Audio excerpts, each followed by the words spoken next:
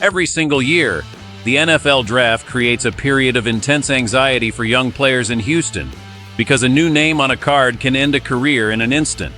I have been watching the draft board closely at NRG Stadium, and one specific member of our backfield just finished the weekend as the biggest winner in the entire building. This was not just a lucky break. It was a definitive statement from the front office that changes the emotional energy for our upcoming season in a very big way.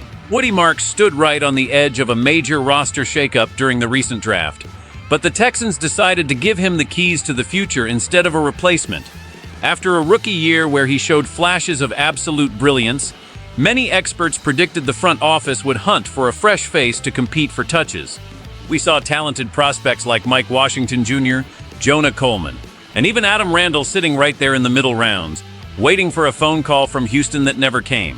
Instead of pulling the trigger on a new ball carrier, the brass focused on the trenches, bringing in guys like Marlon Klein at tight end and defensive standout Caden McDonald. This silence in the running back room speaks volumes about the future.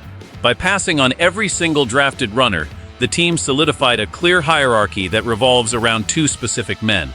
We already knew about David Montgomery, the powerhouse veteran brought in via trade from the Detroit Lions to be the primary workhorse.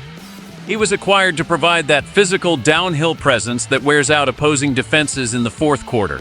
But the real story is how the draft path cleared the way for the second-year speedster to remain the primary change of pace weapon. Even though the team eventually signed two undrafted free agents to fill out the summer roster, those additions do not pose the same threat as a high-value draft pick would have.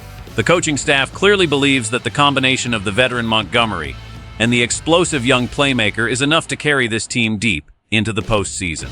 It is a bold strategy that relies on continuity rather than constant turnover. For those of us who have followed this franchise through years of backfield instability, seeing a clear plan like this is both refreshing and a little bit nerve-wracking. The team had multiple opportunities to add a three-headed monster to the backfield, yet they chose to invest those picks in the offensive line and linebackers instead. This means the pressure is now squarely on the existing duo to produce results immediately. If this veteran-led rushing attack falters, we will all be looking back at these missed draft opportunities with many questions and plenty of regret inside Houston. This young athlete really carved out a niche for himself during a rookie campaign that saw him rack up over 900 yards from scrimmage. He proved to be much more than just a standard runner, showing the soft hands needed to be a legitimate threat in the passing game. While he handled a heavy load late last season, the wear and tear of 20 carries a game started to show on his smaller frame. That is why the front office went out and secured a veteran bruiser to handle the dirty work between the tackles. This shift in responsibility is actually the best thing that could have happened for his development and longevity. Instead of being asked to crash into 300-pound defensive linemen 20 times an afternoon, he can now focus on being the home run hitter this offense desperately needs. Imagine the stress on a defensive coordinator when they have to prepare for a physical grinder for 3 quarters, only to see a lightning-fast playmaker enter the game with fresh legs. He can line up in the slot, catch passes out of the backfield, or take a sweep to the house at any moment. His ability to act as a dual threat makes the entire playbook more dangerous for the opposing side. We often see young backs burn out because they are used as workhorses too early in their careers. By sliding into a secondary role, this playmaker gets to maximize his efficiency while minimizing the hits he takes. This strategic move by the coaching staff shows a deep understanding of his specific skill set. They are not trying to force him to be something he is not. They are putting him in a position to be the best version of himself. He is a natural blocker and a savvy route runner, which means he will still be on the field during the most critical moments of the game. For the fans who love seeing creative offensive plays, this duo represents a perfect marriage of power and finesse. The locker room knows that having a guy who can score from anywhere on the field is a massive advantage that forces the defense to stay totally honest and creates more room. The decision to stick with this current rotation is all about winning more games right now. When a team skips drafting a position, it means they trust the guys they already have in the building. This trust can act as a huge confidence booster for a second-year player who is still finding his way in the league.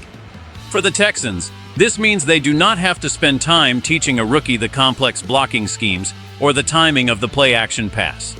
They can hit the ground running as soon as training camp starts. We have seen many seasons derailed because a young rookie struggled to protect the quarterback or fumbled at a crucial moment. By relying on a veteran and a seasoned second-year player, the risk of those mental mistakes goes way down. This stability could be the difference between a playoff spot and a disappointing finish in a very tough division. If the running game is consistent, it takes the weight off the quarterback's shoulders and allows the defense to stay fresh on the sideline. We all know that a strong ground attack is a fan's best friend during the cold months of the season. It controls the clock and keeps the momentum on our side. The consequence of not drafting a replacement is that there is no safety net if someone gets hurt. If either of these two main players goes down, the team will have to rely on undrafted talent or late-season signings. That is a high-stakes gamble that the front office is willing to take because they believe in the talent they already have. For us fans, it means we get to see the continuation of a story that started last year. We get to watch a young player grow into a star alongside a veteran who knows exactly what it takes to win in this league. This move simplifies the offensive identity. We are going to be a team that can punch you in the mouth with power or beat you around the edge with speed. It is a direct and effective way to approach the game, and it should lead to a lot of excitement at the stadium this fall when the wins start piling up for the team. Let us look at how this could play out over the long haul of a grueling season. In the best-case scenario, the veteran and the young speedster become the most feared duo in the entire division.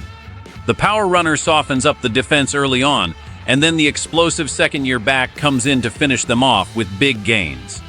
This would mean the offense becomes nearly impossible to stop because they can beat you in so many different ways. The stadium would be electric as we watch these two complement each other perfectly. It would prove that the front office was genius for ignoring the draft and trusting their internal talent. But we also have to consider the darker side of this situation. What if the veteran shows signs of aging or the young back hits a sophomore slump? If the production drops off and there is no talented rookie waiting in the wings to take over, the offense could stall out completely. We have seen teams before that thought they were set at a position, only to realize too late that they needed fresh blood. The tension here is real, because there is no middle ground. Either this duo leads us to a championship-level performance, or the lack of depth becomes a glaring weakness that opponents exploit every single week. It is a high-wire act without a net. Every time our young runner takes a hard hit, the collective breath of the city will catch in its throat. We are putting a lot of faith in his ability to stay healthy and productive without the distraction of a new rookie breathing down his neck. If it works, it is a masterclass in roster management. If it fails, it will be the primary reason why the season falls short of our high expectations. The stakes could not be any higher for the coaching staff. They have made their bet, and now they have to live with the results. We will see very early in the season which way this is going to swing. Every carry and every target will be under the microscope as we look for signs that this was the right path for us. To put it simply, the Texans are banking on continuity and internal growth. They saw the talent in the draft and decided that what they already have is better. It is a massive show of support for a young player who exceeded expectations as a rookie. But now the honeymoon period is over, and he must prove that he can be a reliable and dynamic piece of a winning puzzle.